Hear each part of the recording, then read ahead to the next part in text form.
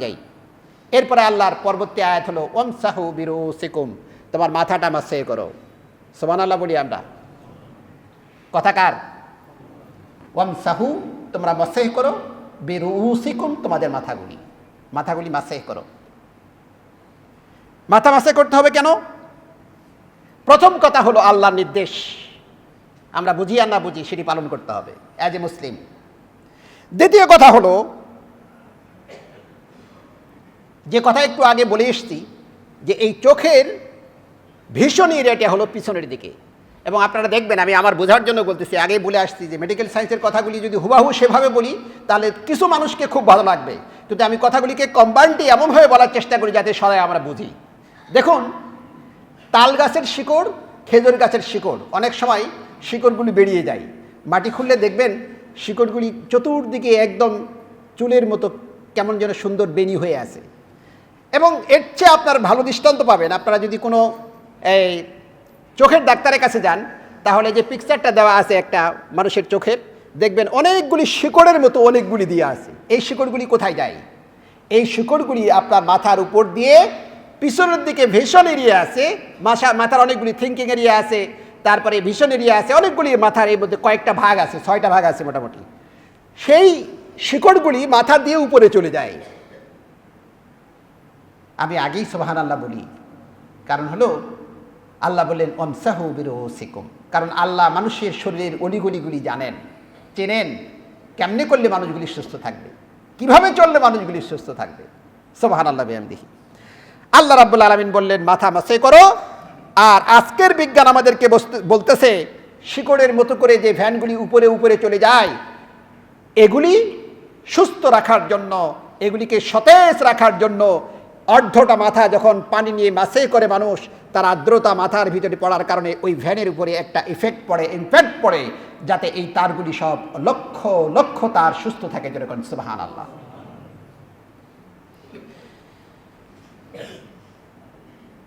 শুধু তাই নয়, এ গেল চোখের কাজ। আপনার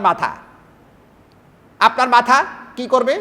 আপনি সামনে হাঁটছেন, একটা সাপ দেখলেন, সাপ দেখার পরে সঙ্গে সঙ্গে এই চোখ আপনাকে ওই ভিশনে পাঠালো, ভিশন এরিয়ায়, ওখান থেকে আপনার মাথায় ইনফরমেশন আসলো, আর আপনার হাতকে তখন ইনফর্ম করা হলো যে তোমার হাতে লাঠি থাকলে একটা বাড়ি মারো, নইলে অ্যাবাউট টার্ম ব্যাক করে একটা দৌড় মারো। কথা বলেন ঠিক কিনা?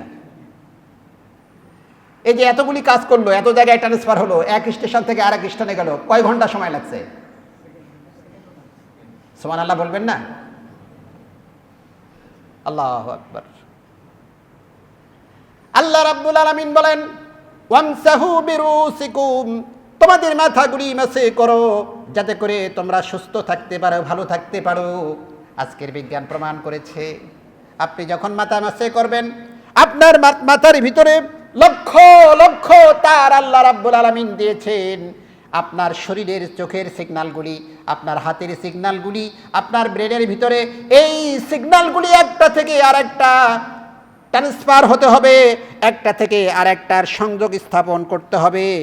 আপনার সূক্ষ্ম সূক্ষ্ম কিছু শিরা আল্লাহ রাব্বুল আলামিন এই জন্য দিয়ে দিয়েছেন। যেরকম সুবহানাল্লাহ। এই সূক্ষ্ম সূক্ষ্ম শিরাগুলি কন্ডাক্টর হয়ে বা একটা উৎস থেকে আরেকটা উৎসে ট্রান্সফার হচ্ছে, এক জায়গা থেকে আরেক জায়গায় বিদ্যুৎ ট্রান্সফার করার মতো ট্রান্সফার করছে। আপনার যত তথ্য, যত ইনফরমেশন এই মাথার সূক্ষ্ম সূক্ষ্ম তারগুলিতে গোটা বডি আপনার কাছে পৌঁছে দেওয়ার জন্য এই সূক্ষ্ম সূক্ষ্ম তারগুলি কাজ করতেছে, অনবরত কাজ করতেছে। এখন হাত উপরে উঠাও, এখন নামাও, এখন আসতে চলো, এখন সামনে যাও, এখন পিছনে যাও, সব তথ্যগুলি দিচ্ছে এই কন্ডাক্টর হয়ে। এগুলি সেগুলি সেখানে চলে যাচ্ছে, ট্রান্সফার হচ্ছে। সেগুলিকে সতেজ রাখার জন্য, সুস্থ রাখার জন্য আপনার মাথাটাকে অর্ধ মাথা কমপক্ষে মাসে করে সেগুলিকে সতেজ রাখো। যেরকম সুবহানাল্লাহ। যদি এটি না হয় তাহলে কি হবে? বিজ্ঞান বলছে এটি যদি না হয় তাহলে কনডেনসেশন, অর্থাৎ এই কনডেনসেশনকে আমি সার্চ দিলাম যে আসলে কি জিনিস, এর অনেকগুলি ব্যাখ্যা গুগল দেখালো। তার মধ্যে একটা ব্যাখ্যা হলো এরকম, যেটা শুষ্ক হয়ে যাওয়া। আপনার সেলগুলি আপনি যদি ওযু না করেন এবং মাথায় যদি পানি না দেন, মাথাটা মাসে যদি না করেন, তাহলে আপনার এই ভ্যানগুলি শুষ্ক হয়ে যাবে, এগুলি এক সময় অকেজো হয়ে যেতে পারে। প্রাসঙ্গিকভাবে একটা ছোট্ট ঘটনা, এই ঘটনাটা সংঘটিত হয়েছে ফ্রান্সের একজন ডাক্তার। প্রাসঙ্গিক ছোট্ট ঘটনা, তাই আনছি।